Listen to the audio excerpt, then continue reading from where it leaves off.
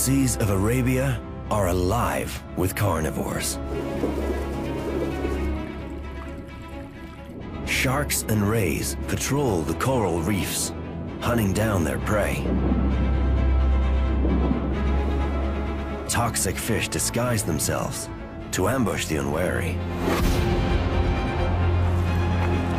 And bizarre, armored predators devour the vulnerable.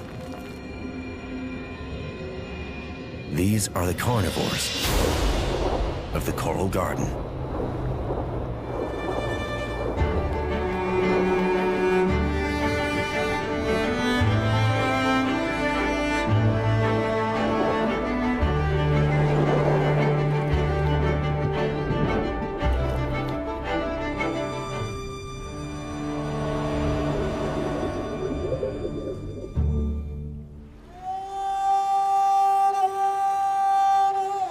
In the remote northwest corner of the Indian Ocean, the seas around Arabia are among the richest in the world. Nowhere is this more evident than in the coral gardens off the coast of Oman. Here, a rare upwelling of cold water brings nutrients to the surface, and with it, an explosion of life. The Sultanate of Oman is on the southeastern coast of the Arabian Peninsula. The country has over 500 square kilometers of coral reef in its coastal waters. Unlike some of the world's more famous coral reefs, Oman's remain largely unexplored.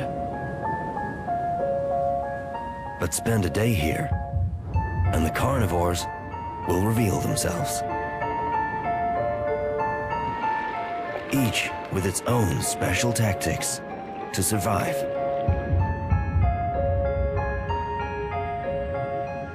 It's dawn. A top carnivore looks for a place to rest after a night of hunting.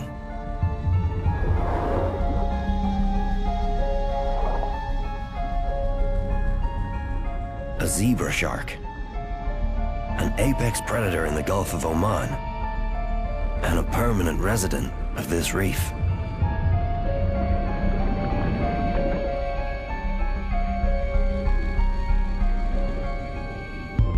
Growing up to 2.5 meters, this solitary shark is no threat to fish or humans. But crustaceans and mollusks had better beware. This carnivore prefers prey that hides in the crevices of the reef at night and in the sandy sea floor.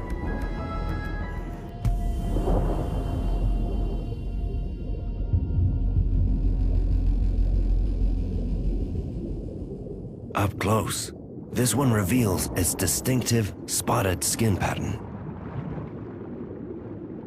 It more closely resembles a leopard than a zebra. But this is an adult. The zebra shark begins life with dark stripes, and that's how it gets its name.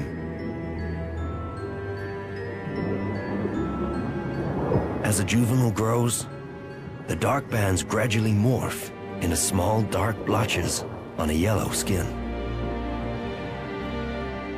It's unusual for an animal to be named for its juvenile markings. This radical change of pattern is common among carpet sharks, the order of animals to which the zebra shark belongs.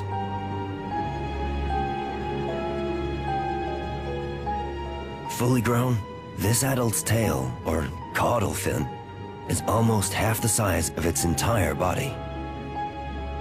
It's inefficient for high-speed or long-distance swimming. But this carnivore doesn't migrate like many other sharks. It also doesn't need speed to catch its mostly slow-moving prey. But it does need agility. The tail, along with fixed pectoral fins, enables it to carefully navigate around the reef.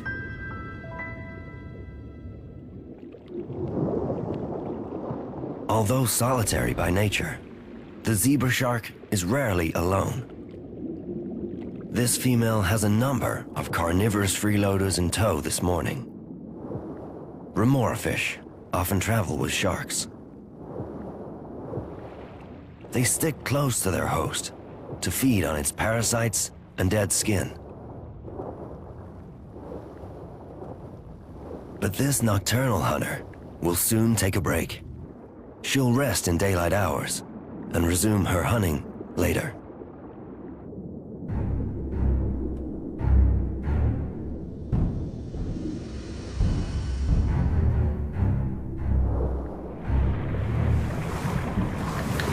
On the hunt for the same hard-shelled prey is a close relative of the shark, a stingray.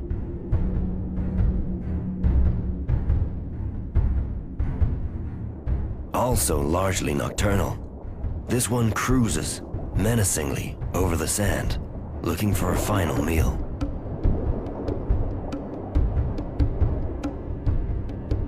Rays are essentially sharks, with flattened bodies and extended tails. Stingrays have a venomous barb on theirs, which they can flick over their heads at a would-be attacker. A sting can be excruciatingly painful, but human fatalities are extremely rare. Despite their dangerous reputation, they rarely use their tails for aggression or defense.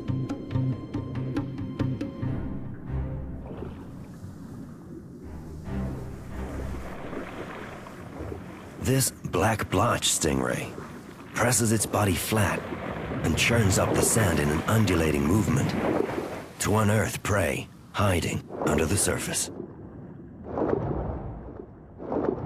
It doesn't strike it lucky the first time, so circles round to try again.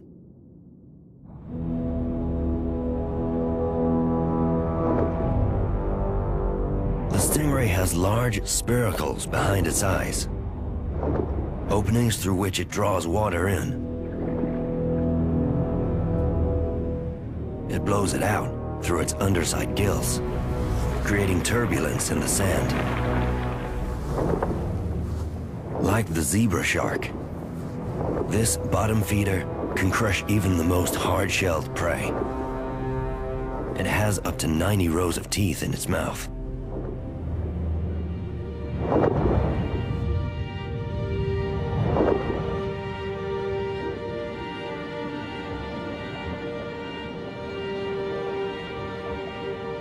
Its journey around the reef looks almost effortless.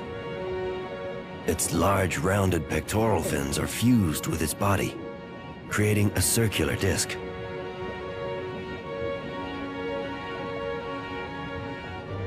It swims by creating an undulating wave of movement, which ripples down its body and propels the stingray forward.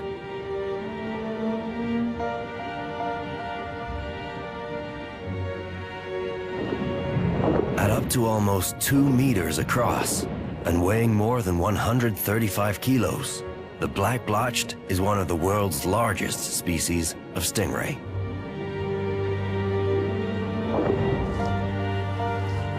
The global population is unknown, but here in Arabian waters, they're a rare sight.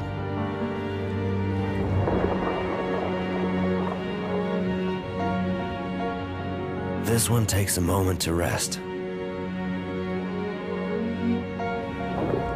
but it will need to find a more private place to relax during daylight hours. Even with a barbed tail, lying out on an exposed reef can be dangerous.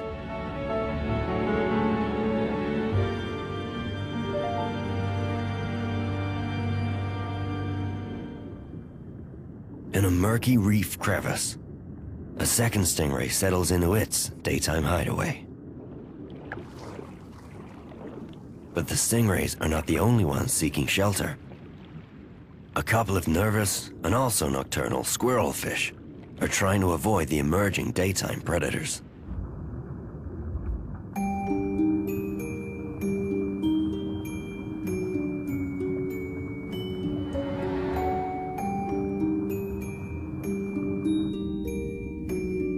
The zebra shark also needs a place to rest by day.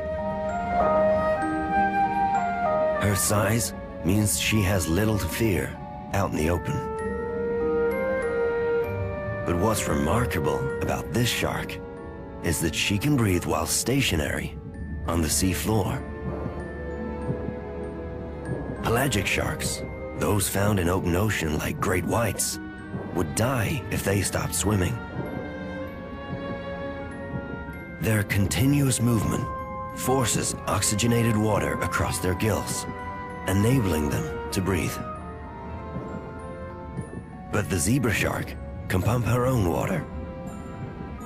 Small mouth movements draw it in through her mouth and push it out through the 5 gill slits on either side of her head. This action is known as buccal pumping.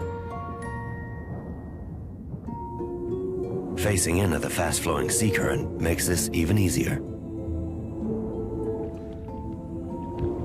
She props herself up on her pectoral fins to lift up into the current. Like the stingray, she also has spiracles behind her eyes to help her to breathe by drawing water in. This adaptation is unique to bottom-dwelling sharks and rays. Zebra sharks like this exposed part of the reef with its strong sea currents. In these Arabian waters, the secretive hunters are an unusually common sight during daylight.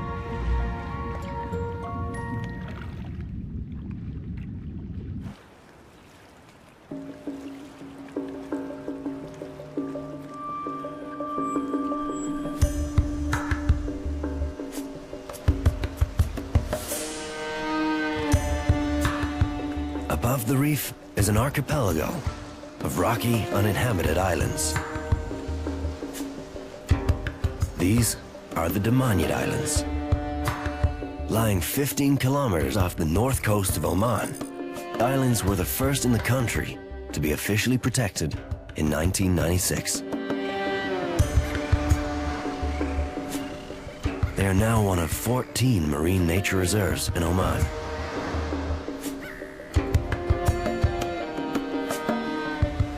From the sea, they may look barren and unwelcoming,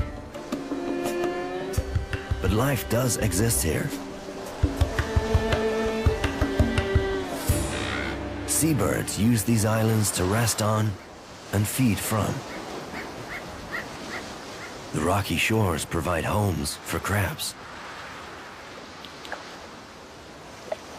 At certain times of year, even sea turtles will nest here. But it is the fringing coral reefs in the water around the islands that attract the greatest variety of species.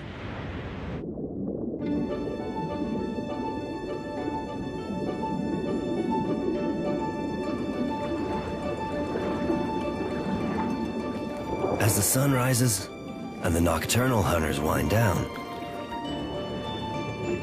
the daytime carnivores emerge from their nighttime hideaways.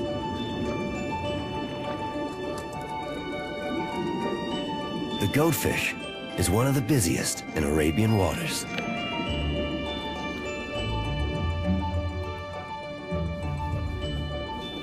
This one actively digs for worms, crustaceans, or other small invertebrates it can find.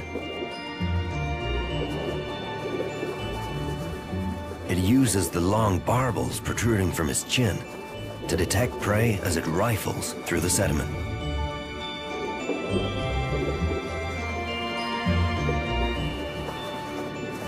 Its distinctive colored markings give this one its name: yellow-striped goatfish.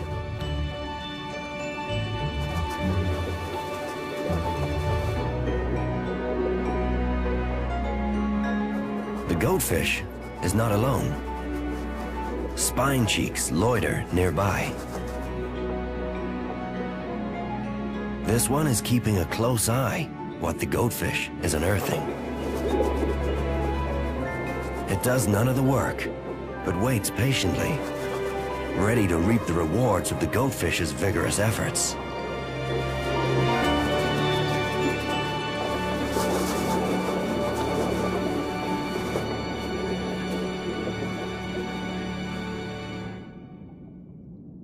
The spine cheek gets its name from an almost invisible, backwards pointing spine just behind its eye.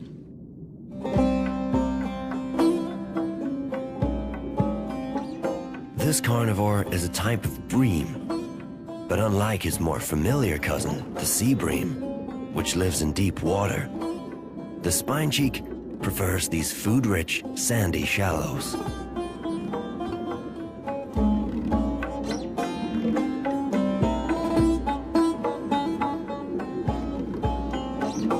All fish have a lateral line running along each side of their bodies. And most fish is not easy to see. But the patterning of the spine cheek makes it more visible, running from nose to tail beneath its distinctive dorsal stripes. The row of small pores leads to a line of fluid beneath the skin, which enable the fish to feel changes in water pressure. This helps them to detect predators and prey, and also helps schools of fish to synchronize their movements.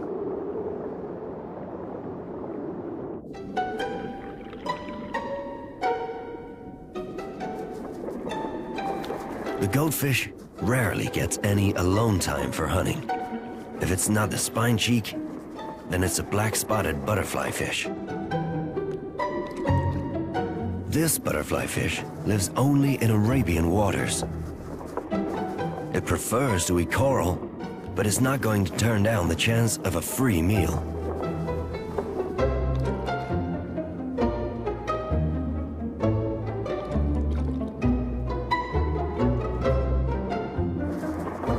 At last, the smaller of the two goatfish strikes it lucky. It's hit a patch of tasty invertebrates under the sand. The two tuck into their well-earned feast, finally away from the attentions of their lazier followers.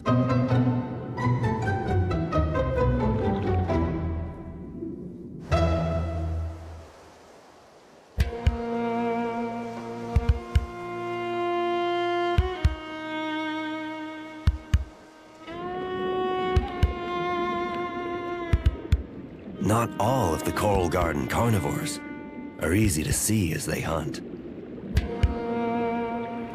Expertly camouflaged, somewhere in the middle of the rocks and coral, is one of the cleverest carnivores in the Arabian seas.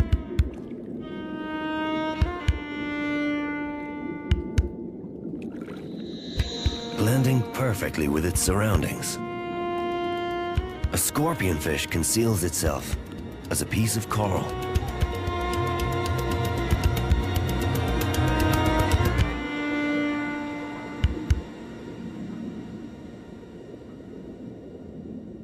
Only the slightest movement gives this skilled mimic away.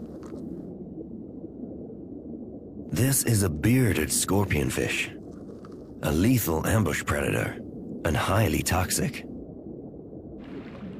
It lies motionless, waiting to menace passing prey. If it's quick, it will open its mouth fast enough to create a vacuum and suck in its prey.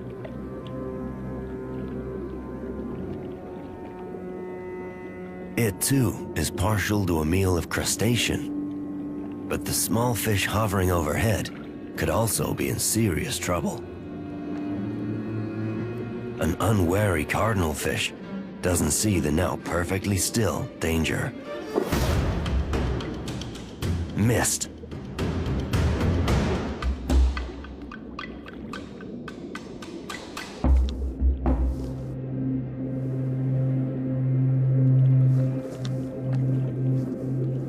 The scorpionfish concedes defeat and moves on.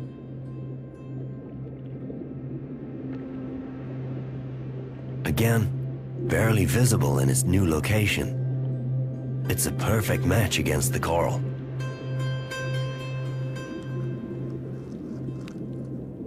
But this spot is already taken. A quick pinch from a coral crab sends it on its way.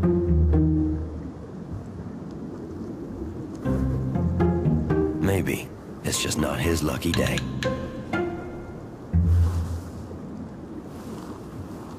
The glum-looking scorpionfish bears a strong family resemblance to its more flamboyant cousin, the equally deadly lionfish. Better known as the devil firefish in Arabian waters, this smooth operator drifts in search of its prey.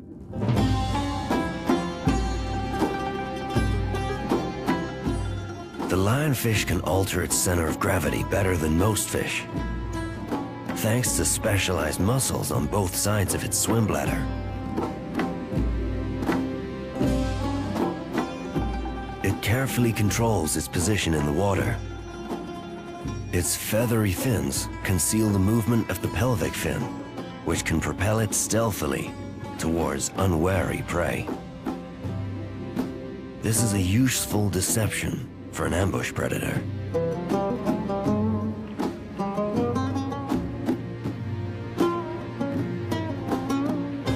Its bright colors and conspicuous patterns signal danger to predators. This defensive strategy is known as aposematic coloration. The 13 spectacular dorsal spines are highly toxic. Its fan-like pectoral fins and those by its tail also pack a deadly punch. This is not a carnivore to mess with.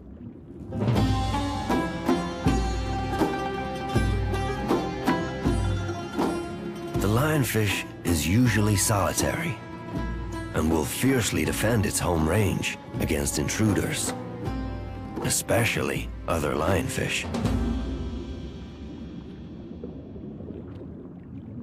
But today, two swim, apparently amiably, together. Adults will occasionally come together to combine their hunting skills. This pair may be working cooperatively to corral small fish. They spread their pectoral fins wide as they guide their prey towards the rocks where there's no escape.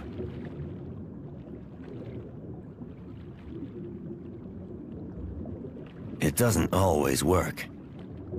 Ambush is still the lionfish's most effective hunting strategy.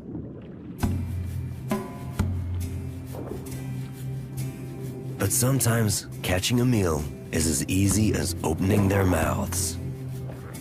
They can create a vacuum and suck up a fish in a split second. This one may have swallowed something it doesn't like. A big gulp is the fish equivalent of a cough. And bony fish will cough up anything that tastes bad or they can't digest. Lionfish more commonly hunt at night, so these two may have better luck at the end of the day.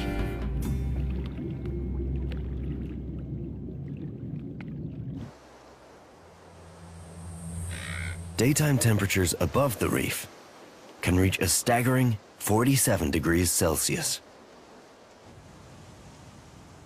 In the middle of the day, it's simply too hot to be active on land. Under the water, where temperatures are still up to 32 degrees Celsius, another typically nocturnal carnivore is on the move.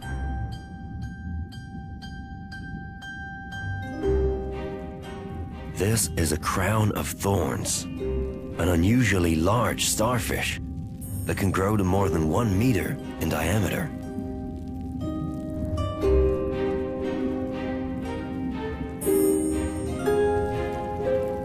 Instead of 5 radiating arms, typical of most starfish, this extraordinary predator can grow a staggering 21. It's easy to see where the name comes from.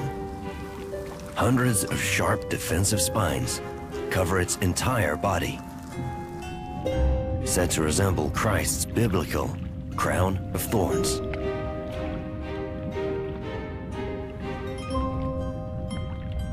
This one is surprisingly agile as it moves across the sea floor looking for prey. Starfish typically move at a glacial pace of 15 centimeters a minute.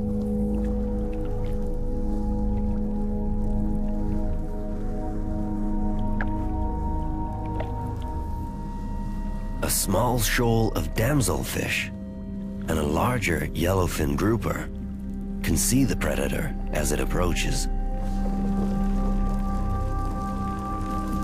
And the crown of thorns can see them. An eye on the end of each arm can detect shape but no detail. The fish appear to take flight.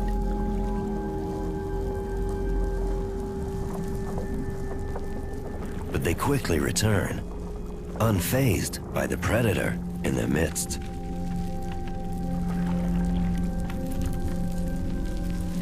The crown of thorns is not interested in them. It's after the hard coral beneath them. Its tentacles search for the tiny living coral polyps that cover the surface. But this bush coral is no longer alive. The hard skeleton remains have been taken over by algae. This is now the vegetarian feeding patch of the territorial damselfish. The hungry crown of thorns must look elsewhere.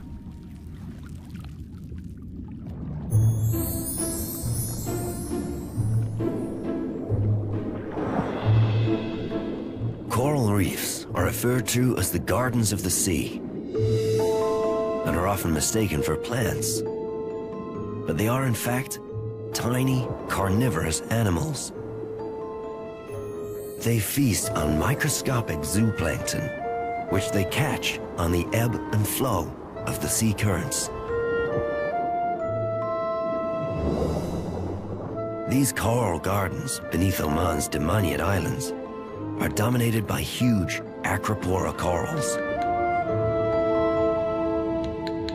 These hard corals are the major reef-building species, like these spectacular plateaus of staghorn coral.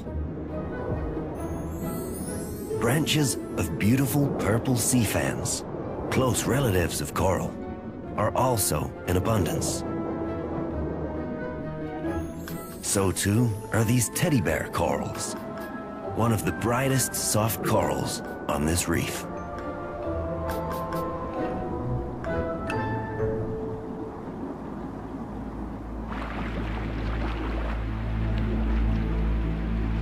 Around the world, these tiny carnivores face grave danger.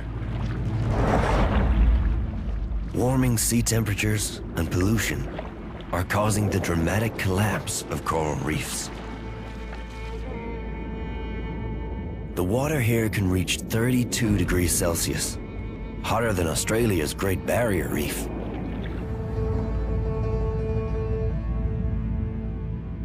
But whilst other reefs suffer the devastating effects of coral bleaching, in part from rising temperatures, the Damaniyat reefs so far remain less affected.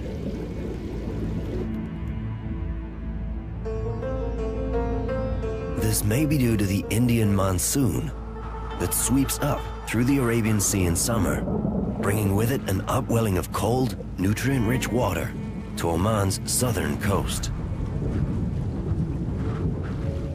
Off the north coast, the Damaniyat Islands are protected from the full force of this cold upwelling, but benefit from pockets of cooler water moving in.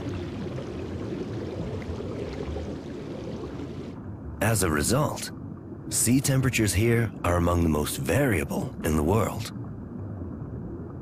Avoiding the constant heat could be helping to keep the corals alive. The coral polyps still face danger from predatory carnivores. A bleached scar can be evidence of death. The perpetrator is already on to its next victim.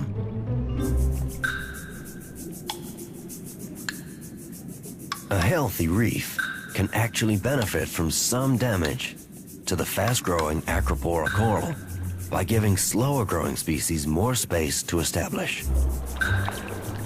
Like this brain coral, currently occupied by a moray eel.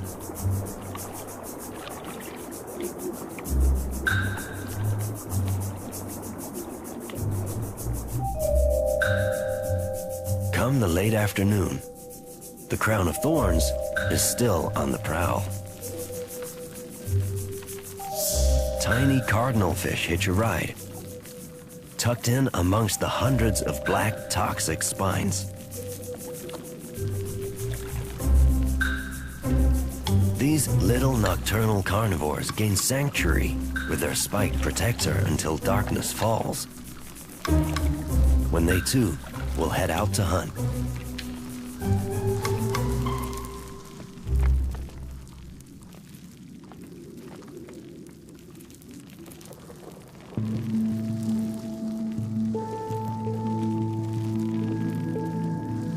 As their host travels over the reef, its long, white, tubular feet probe for tasty coral polyps. If it finds some, it feeds in the most remarkable way. It's able to push its entire stomach out through its mouth on its underside to smother the coral. Stomach enzymes break down the living coral tissue into a kind of soup, which the crown of thorns then sucks up as it retracts its stomach back in through its mouth. This extraordinary tactic allows it to feast 5 times faster than other starfish.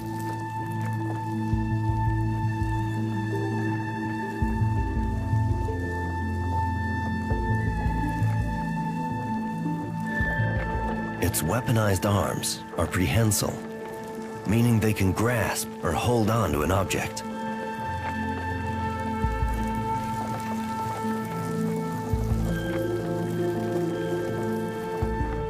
Within a minute, the carnivore smothers the coral.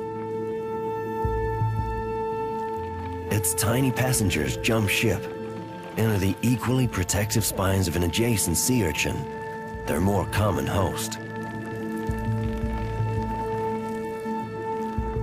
The crown of thorns keeps moving on its destructive coral path.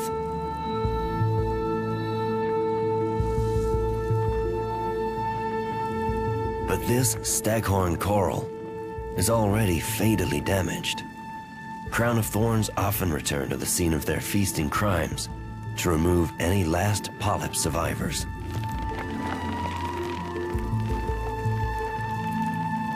The hunter has already sucked the life out of this coral, evidenced by the algae and fine mucus now coating the skeletal remains.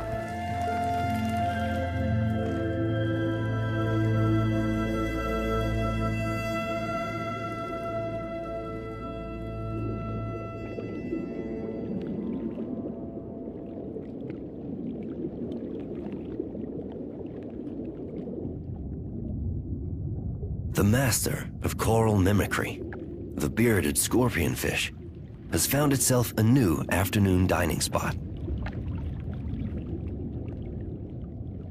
Color matched to the brain coral to the right, only a flicker of an eye reveals its true identity. It waits patiently for a nervous shrimp to make a fatal mistake.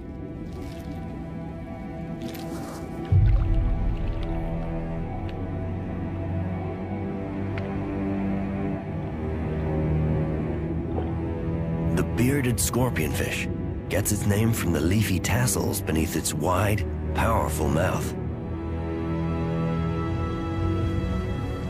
Known as cirrus, they extend across the body, breaking up the hard outline, allowing it to virtually disappear.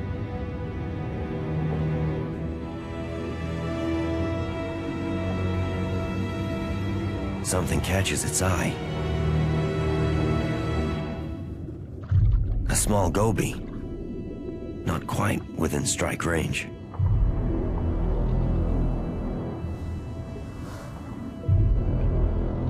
The hunter makes its move.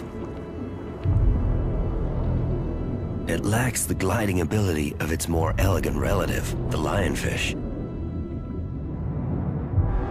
Without even a basic swim bladder to control its buoyancy, it must use its pectoral fins to stumble across the bumpy reef. Like its relative, and also its land-loving namesake, this scorpion has a nasty sting. Venom glands are concealed at the base of these tasseled fins. Divers beware. If touched, this one can inflict intense pain and cause a whole limb to swell in minutes.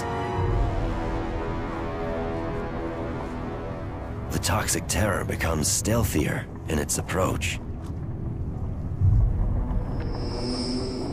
But the wily goby is alert to the danger. It stays perfectly still to avoid detection. The scorpionfish doesn't see the immobile goby and misses another opportunity to feed.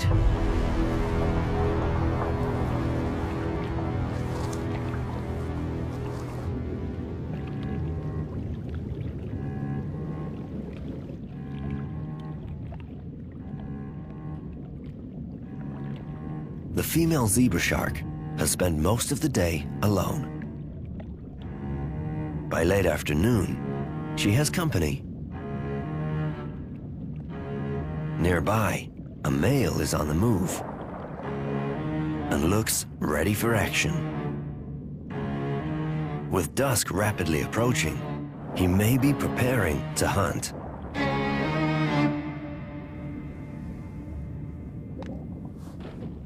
But this one appears to have something else in mind.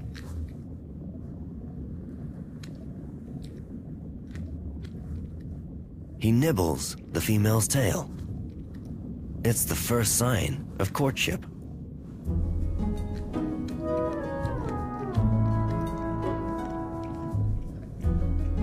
If he's to succeed in his romantic advances, this male will need to keep a firm grasp of the tail.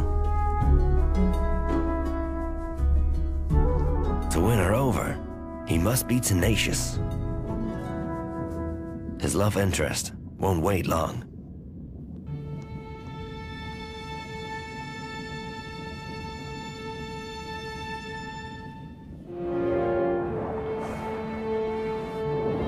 Zebra shark courtship is seldom witnessed in the wild.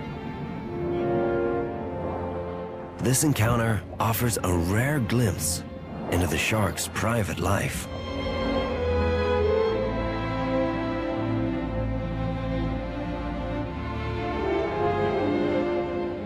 This male is smaller than his potential partner. He's possibly only just reached sexual maturity and is new to the mating game. If he's to succeed, he'll need to be more assertive. Before mating, an experienced male will hold his partner either by the tail or pectoral fin for several minutes. Then he must twist her onto her back.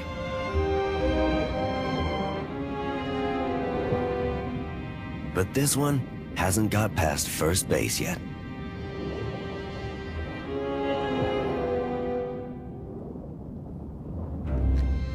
At last, he gets the tail.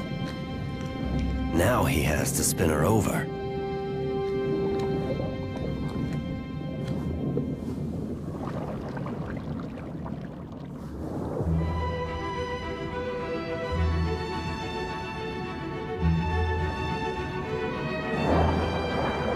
In the end, the young Romeo gives up. If she's made it in the past, the female may not need him. Remarkably, zebra sharks are able to reproduce long after mating takes place, giving the impression of nature's own immaculate conception. But it's not unusual among sharks for females to store sperm for several years.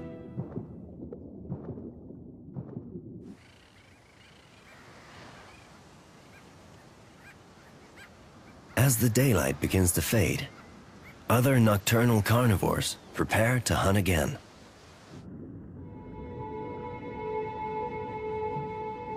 Two stingrays circle the sea floor. These are cowtail stingrays. They rest in twos or threes for protection, but are solitary hunters.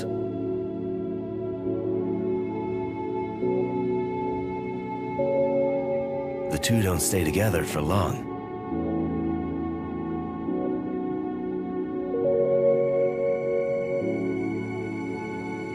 Cowtail stingrays have tapering, flag-like tails and triangular pectoral fins.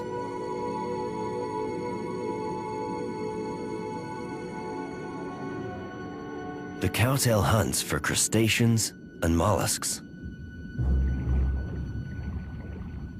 This stingray is also partial to a bony fish, especially those that lie on the sea floor. A flatfish is a perfect target. This one is a sole, a favorite on both human and cowtail menus.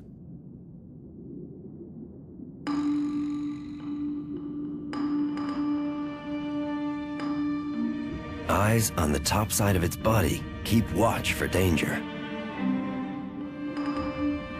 It edges itself slowly away from a perceived threat, using its filament fins to push itself across the sand.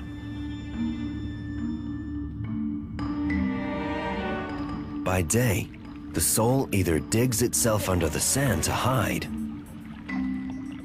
or lies perfectly still, using its expert camouflage to melt into its surroundings.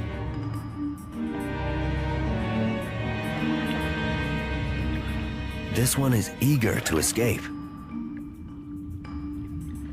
but is careful to avoid alerting the stingray to its location.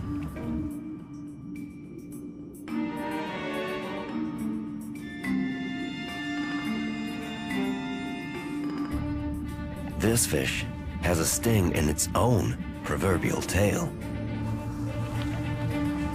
200 glands along its fins excrete a toxic substance that acts as a shark and ray repellent.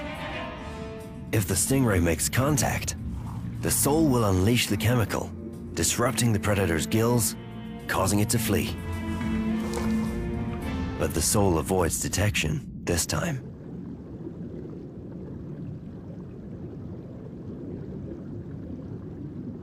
The second stingray lacks the billowing tail flag of its companion, most likely a casualty of a hammerhead or requiem shark attack.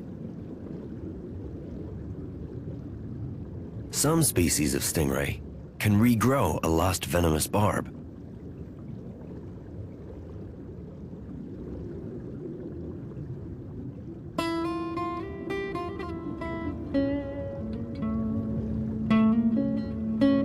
The stingray drifts off through shoals of chromis. These and other diurnal fish will soon seek shelter within the reef crevices and overhangs to avoid the other emerging nocturnal predators.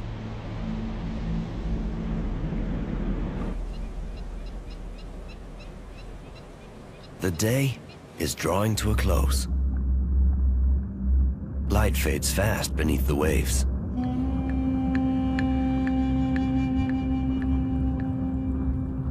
A solitary lionfish cruises the reef at the start of its nightly hunt.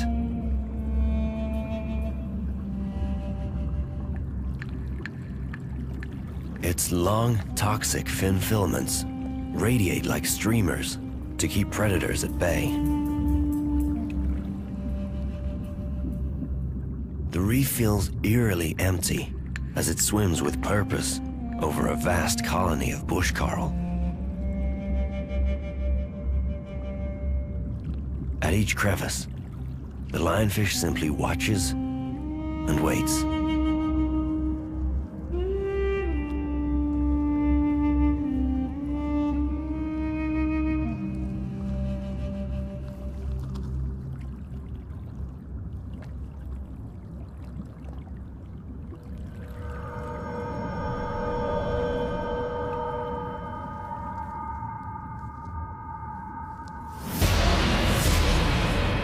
Finally, its patience pays off. It gets its first meal of the night.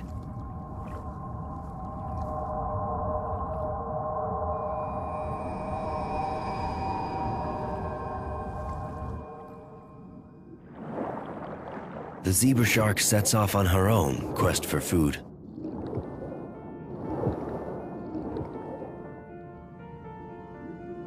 In the dying light, she doesn't need to see her prey.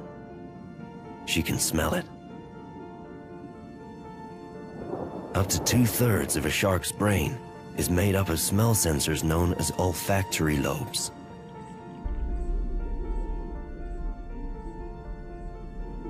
Moving her head as she swims helps her detect the exact direction of where to find a crab or shrimp.